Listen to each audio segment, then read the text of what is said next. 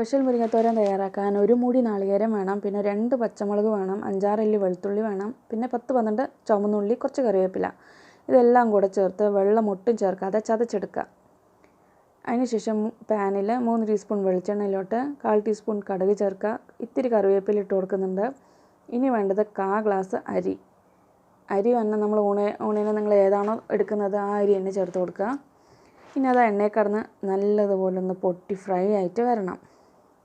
ഒരു 10-15 മിനിറ്റ് നേരം ഇളക്കുമ്പോഴത്തേനും നല്ലതുപോലെ ഒന്ന് ഫ്രൈ ആയിട്ട് വരുന്നതാണ്.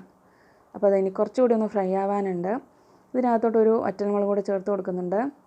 അപ്പോൾ അത് അരിയൊക്കെ നല്ലതുപോലെ ഒന്ന് ബ്രൗൺ കളറിൽ ഫ്രൈ ആയി വന്നിട്ടുണ്ട്. ഇനി ഈ സമയം ഇതിനകത്തോട്ട് നമ്മൾ ആ അരപ്പ് ചേർത്ത് കൊടുക്കുക. തേങ്ങയുടെ ആ വെളുത്തുള്ളിയും ചുവന്നുള്ളിയും തേങ്ങയുടെയൊക്കെ ഒരു പച്ചമണം പോകാനുണ്ട്. ഒരു 10-15 മിനിറ്റ് നേരം ഇതുപോലെ ഇളക്കി യോജിപ്പിക്കുക. അതിനുശേഷം ഇതിനകത്തോട്ട് കഴുകി വൃത്തിയാക്കി വെച്ചിട്ടുള്ള നമ്മുടെ മുരിങ്ങ അത് ഇതിനകത്തോട്ട് കുറച്ചായിട്ട് ചേർത്ത് കൊടുക്കുക. ഇനി മുരിങ്ങയും തേങ്ങയും കൂടെ നല്ലതുപോലെ ഒന്ന് ഇളക്കി യോജിപ്പിക്കണം. അതിനുശേഷം ഒരു മൂടി ഉപയോഗിച്ച് അടച്ചു വയ്ക്കുക. ഒട്ടും വെള്ളം ചേർക്കരുത്. 10-15 മിനിറ്റ് കഴിഞ്ഞാൽ മൂടി തുറന്ന് നോക്കുമ്പോഴത്തേനും നമ്മുടെ മുരിങ്ങയിലേക്ക് ഒന്ന് വാടി വന്നിട്ടുണ്ട്. ഇതിനകത്തോട്ട് ഇനി ഉപ്പേരിക്ക് ആവശ്യമായിട്ടുള്ള ഉപ്പ് ചേർത്ത് കൊടുക്കുക. ഇനി ഉപ്പ് മുരിങ്ങയുടെ എല്ലാ ഭാഗത്തേക്കും ഒന്ന് പിടിക്കാനുണ്ട്.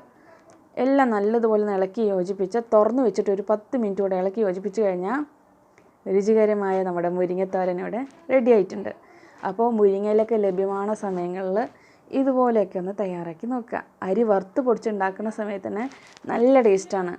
അപ്പോൾ എല്ലാവരും ട്രൈ ചെയ്ത് നോക്കുക. വീഡിയോ ഇഷ്ടമെങ്കിൽ ലൈക്ക് ചെയ്യാനും സബ്സ്ക്രൈബ് ചെയ്യാനും മറക്കരുതേ.